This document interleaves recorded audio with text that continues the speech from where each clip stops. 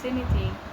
आणि प्रेग्नन्सीनंतर प्रत्येक लेडीजला ही एक्साइटमेंट असते, उत्सुकता असते की आपल्या पोटात वाढणारं बाळ हे बेबी बॉय आहे की बेबी गर्ल आहे हे जाणून घ्यायची उत्सुकता प्रत्येक आईलाच असते. तर तेच कन्फ्युजन तुमचा आज दूर करण्यासाठी मी एक छानसा व्हिडिओ घेऊन आली आहे. काही सिम्पटम मी तुम्हाला सांगणार आहे, तर ज्याने तुमचं कन्फ्युजन बहुतांश दूर होईल.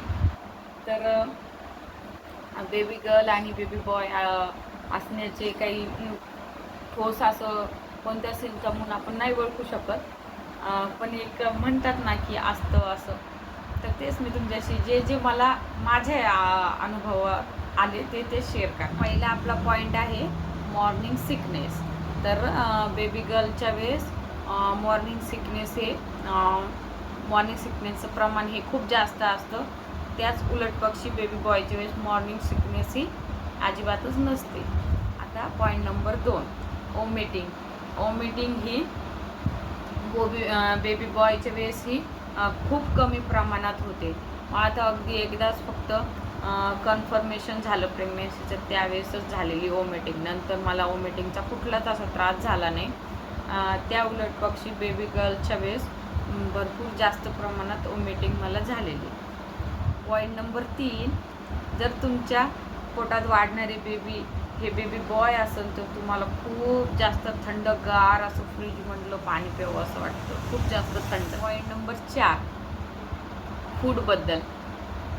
बेबी बॉय जर असेल तर सॉल्टी फूड किंवा कोल्हापुरी झणझणीत तिखट चिकन रस्सा, मटन रस्सा, झणझणीत कोल्हापुरी पावभाजी, मिसळ, चटपट्या वस्तू जास्त खावडतात. पाणीपुरी किंवा अशा भेळ, चटपटे जे असतात ना वस्तू आयटम, ते जास्त खावंसे वाटते. बेबी गर्लच्या वेळेस त्याचा उलट पक्षी आहे. आंबट, गोड किंवा तेलकट हे असे पदार्थ बेबी गर्लच्या वेळेस जास्त खावंसे वाटते. मी तर रोज एक चक्की माझं ठरलेलंच होतं. संध्याकाळी फिरण्याच्या वेळेस रोज एक ते सोनपपडी खातच होते मी संध्याकाळी. म्हणजे बेबी गर्लच्या वेळेस जास्त गोड खाण्याची क्रेविंग होते. 5वा पॉईंट आहे की झोपण्याची पोझिशनहून देखील आपण थोडासा एक अंदाज लावू शकतो. तर झोपताना आहे ना, उजव्या अंगावर मला कधी झोप यायची नाही. डाव्या हातावर बेबी बॉय जर असेल तर डाव्या हातावर जास्त झोप लागते, झोप येते. किंवा येत पण नसेल तर त्याच अंगावर जास्त झोपण्याची तीव्र इच्छा जाणवते. आणि 6वा पॉईंट आहे पोटाची पोझिशन. जर बेबी गर्ल असेल तर खूप जास्त ओव्हल शेपमध्ये पोटाचा आकार दिसतो. आणि बेबी बॉय जर असेल तर पोट हे एकदम खालच्या साईडनी जास्त दिसू लागतं. आणि 7वा आपला पॉईंट आहे की प्लासेंटा. असं बहुतांश असं मानलं जातं की, म्हणजे एवढं करेक्ट पण मला माहीत नाही, पण माझा पोस्टेरियर प्लासेंटा होता.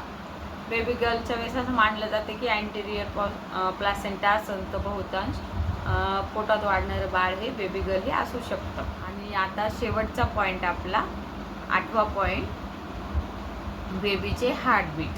तर बेबीचे हार्टबीट हे 145 किंवा त्याच्यावरती दिसून आल्यास हार्टबीट हे बेबी गर्ल असो किंवा बॉय असो कुठलेच ठराविक नसतातच.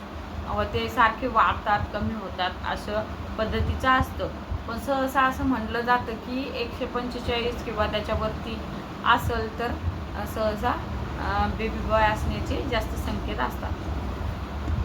हे होते मी अनुभवलेले बेबी बॉयसाठीचे काही पॉईंट्स, जे तुमचे एक्साइटमेंट किंवा तुमच्या मनातलं कन्फ्युजन थोडंफार कुठंतरी दूर झाला असेल. किंवा तुम्हाला व्हिडिओ थोडा जरी आवडला असेल तर प्लीज व्हिडिओला सबस्क्राईब करा, सबस्क्राईब करायला विसरू नका. आणि व्हिडिओ खूप मोठा झाला असेल तर त्यासाठी मी माफी मागते. आणि आपला व्हिडिओला लाईक करा, शेअर करा आणि सबस्क्राईब करायला विसरू नका. धन्यवाद. Bye bye.